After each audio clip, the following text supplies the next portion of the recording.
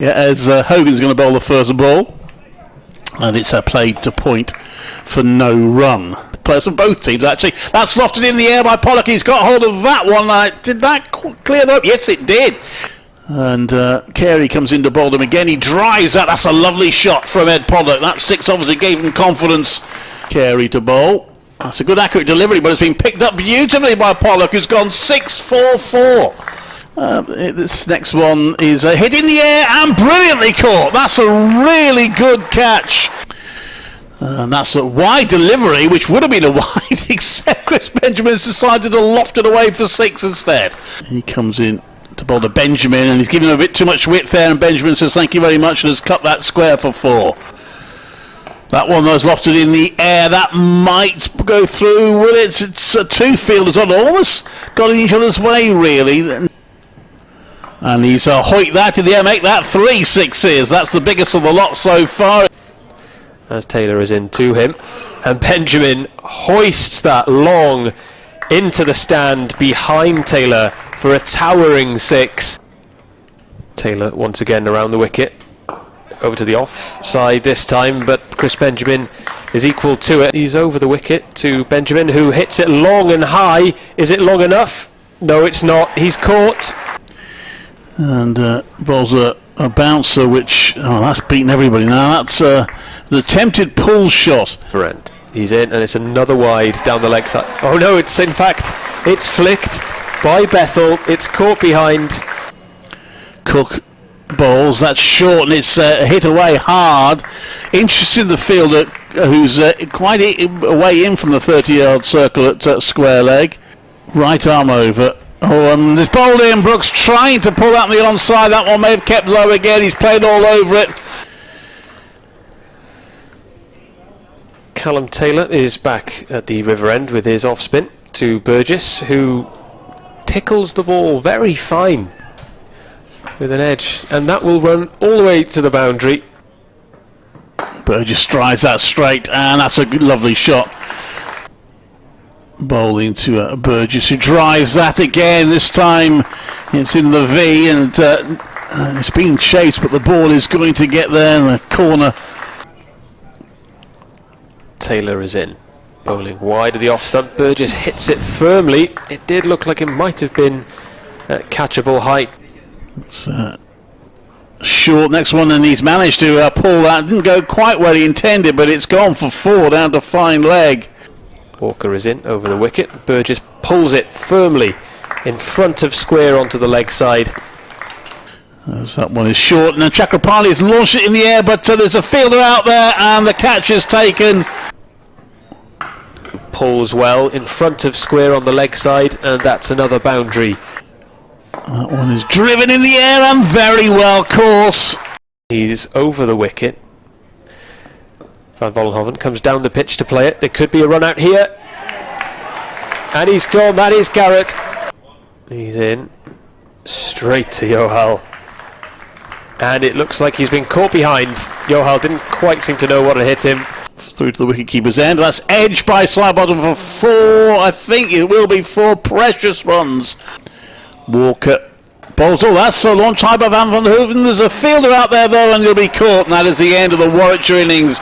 Van Vollenhoven looking to add at the end, but he's caught in the deep, and he goes for 20. I think it's Cook has taken the catch, and Warwickshire all out for 221. Quite a wiry figure of a fast bowler. All arms and legs as he begins again at the back of his long run-up. It's full, and Rutherford gets an inside edge, and he's chopped on. Bethell bowls again, and he bowls Selman. A first wicket for Jacob Bethell, the Warwickshire 17-year-old spinner. Supposed to call it now. It's next one is hit in the air, and it's going to be caught. Didn't get hold of that one, Ryan Gold. Here comes Bethell around the wicket to Carlson. He's bowled.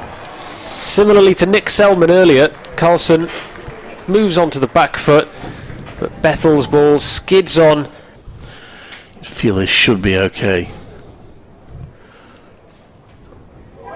There's a big shout for LBW, Bethell to Taylor, and it's given. Callum Taylor is out for 9 around the wicket. Cullen to face. And he's bowled. Jacob Bethell is on a hat-trick for Warwickshire. Bethell over the wicket to Cook, who blocks. No run. Brooks is around the wicket to Roots, who hits uppishly, and he's caught. That is the breakthrough Warwickshire were looking for. To Cook, who's bowled. A huge breakthrough for Brooks. This could be a make or break over because he's gone for 33 in his 8 overs. If he were to go for 5 or 6 this over, then Glamorgan will be very close. But if he can get a wicket, well, it should be close. If he can get 2, they'll have won the game.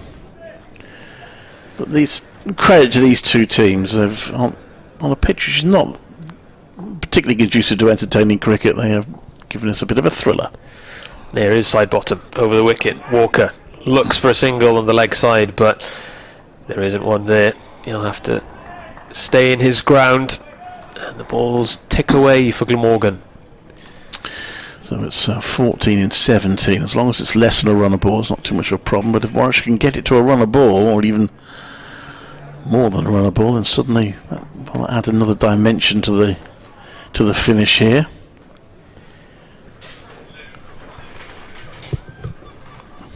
Side bottom, wiry figure, hearing in from the river end. It's a good ball that beats Walker outside the off stump. Gasp from the bowler as the ball beats the outside edge of the batsman. I don't know how that missed the stumps. That was very close. I might have just gone just over the stumps from side bottom. Well, Walker would love an edge down to third man for 4 now, but that was a great delivery from side bottom. Give the batter a few jitters. The run rate still manageable, but it's just starting to creep up now. 14 of 16 needed for Glamorgan. Side bottom's in, and it's on the money once again. A straight ball, and Walker can only block it straight to side bottom. Carey comes down the pitch, and what he's saying to Walker, look, don't worry, because he'll be getting anxious, the batter now. 3 dot balls, one of which beats his outside edge, but it's no panic time in terms of the number of runs needed compared to balls faced. Side bottom running in to Walker, who drives, but for no run. This is good, accurate bowling from side bottom.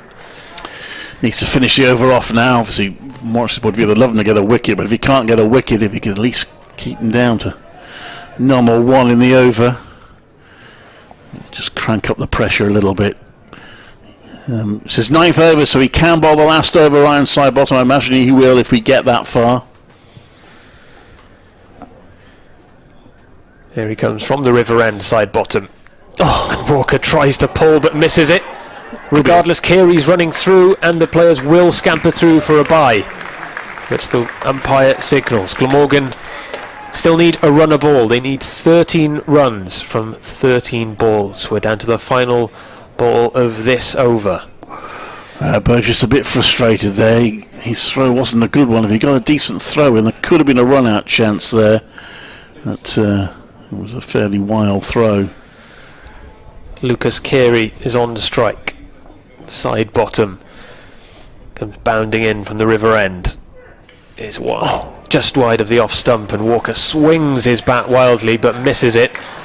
And side bottom ends his over, having conceded just 1 from it. So Glamorgan end the 48th over, 209 for 8. They need 13 to win from 12 balls. Goes down as a maiden because the only run was a bye. It was a terrific over from Ryan Sidebottom. Unlucky not to get a wicket. Really good stuff from one of the most senior of the Warwickshire batters, but we were saying quite surprising. Maybe it shows how little 50 over cricket is played. Obviously none was last year, but before then it's in his 4th year with the club. He's actually walking, no, I thought he was walking off side bottom, but he's not. He's just collecting his cap. It's actually his List A debut, remarkably, Ryan Sidebottom. He's played something like 23 championship matches and a couple of T20s, but this is his List A debut. And it's going to be Ethan Brooks So Michael Burgess is deciding it's going to be down to the seamers to try and get these last 2 wickets. He's bowling to Walker. It's a slower ball, it's a good delivery. That Walker just digs it out, pushes it out to the offside, and now it's 13 required from 11 balls.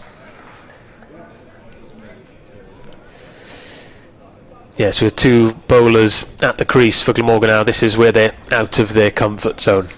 They need more than a run a ball. Yeah. Looking for maybe a streaky shot somewhere. There is a third man just to prevent the edges going down there. Maybe it'll glance down the leg side. As Brooks comes into bowl, he's launched out over the top. Has he got enough on it? He has. It's a 6. What a terrific shot from Walker. Brave one, because Bethell was out there on the long arm boundary, and that has taken Glamorgan to within 7 runs of victory. Picked it up superbly. A real gamble, could easily have holed out. He watched it anxiously, but he got enough on it, and that's got the home crowd singing. 2:15 for 8. Well, talk about the run rate, taking the bowlers out of their comfort zone. Roman Walker leapt out of his there with that shot. That was a really risky shot to take on with Bethell on the boundary, but the risk has paid off handsomely. The game swings back in Glamorgan's favour. They now need 7 to win from 10. Well, there's 2 wickets required by Warwickshire. I thought they might contain them, which after that side bottom over was just beginning to come into the equation. That looks like it's gone. It's about trying to get these 2 wickets. Will he try that shot again, Walker? And this time he drives straight to Matt Lamb in the cover, so there's no runs. Still 7 required. 9 balls to get them, 2 wickets left. To reiterate, just for clarification, if the scores end tied, it will be a tie. The wickets column is not taken into account. Mid-off fielders dropping back to long off. There's Garrett. Brooks will invite him to try and hit over the top again here, and he drives it into the ground again, straight to Lamb, who fields it well. It's another dot ball. 7 required from 8. 2:15 for 8. And the finish of the game. I'm sure both coaches will take something from this game at the end of it, but who will take the 2 points? Or will they share them even? In comes Brooks to bowl, and that's clipped away to square leg. They're through for a single. And Walker gets 1 and takes them, well, potentially 1 blow away from victory. 6 required. 7 balls left. Sidebottom, I'm sure, will bowl the last over. And bearing in mind his previous over and how good it was. Now Ethan Brooks is calling his 3rd man in. That's slightly dangerous. And Edge could go for 4. It comes into bowl to Carey, and Carey doesn't time that, but he'll get a single, and Glamorgan will need 5 off the final over with 2 wickets left. They are 2:17 for 8. And the singing around the ground, it wasn't always like this.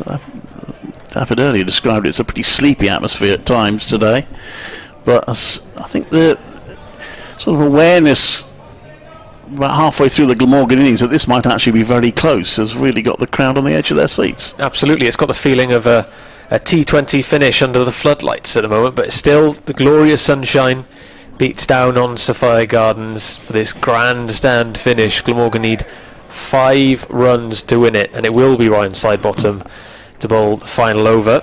Now, our colleague Nick Webb has burnished me with a useful bit of information here. Roman Walker is 6. It's not the first time he's hit a 6 at a key time in a run chase. 2 years ago, when the Glamorgan were playing in a one-day cup against Sussex, Roman Walker actually hit the winning runs with a 6 as an 18-year-old. So he has got previous for delivering at the big moment. So he's actually on the non-striker's end at the moment. It'll be Lucas Carey to face the first ball from Ryan Sidebottom, who starts his long run up from the river end.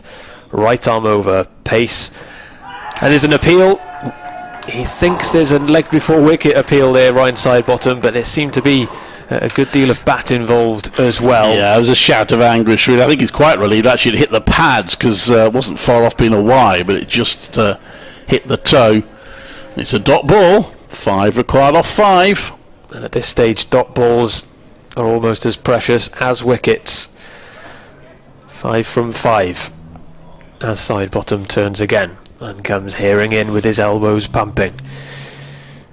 Carey drives and misses. The ball not far from bowling the Glamorgan batsman. A matter of inches, really. But again, it's another valuable dot ball. If I were Warwickshire, I'd be checking how wide those stumps are. They look like I could have almost gone through them. Incredible. I was just missing the stumps here, Sidebottom, but this has put Carey under real pressure. 4 off 5. Sorry, 5 off 4, I should say.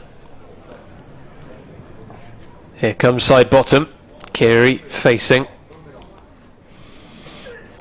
He connects this time with a drive.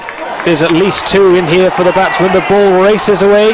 The fielder's got to chase on, but it makes its way to the boundary. That's a huge 4 for Lucas Carey and Glamorgan. They move on to 221 for 8. The score's a level with 3 balls left. Yeah, Glamorgan can't lose now. Worst can happen is they could tie. And frustrating, she just went through 2 fielders. You thought they'd be able to stop it, but the ball just ran away on a fairly quick outfield. Carey had timed it well enough, and they are on the brink of a victory. Everyone comes in now to save the one. Can Warwickshire force a tie? They can't win it. Fine leg, the only fielder outside the circle, as Ryan Sidebottom charges in to Lucas Carey, who drives well. It goes all the way to the boundary for 4. What a way to bring up victory for Glamorgan.